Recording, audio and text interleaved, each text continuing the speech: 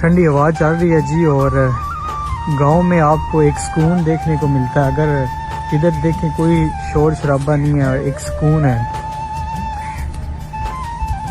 वाह।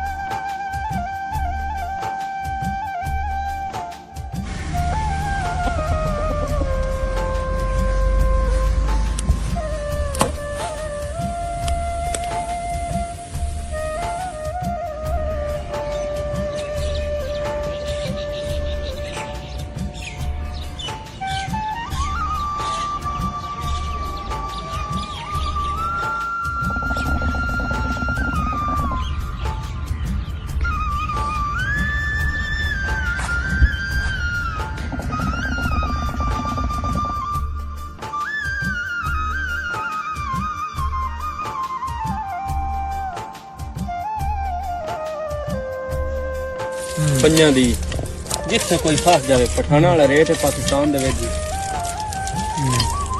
ये मेरे को मेरे नाल संभाल के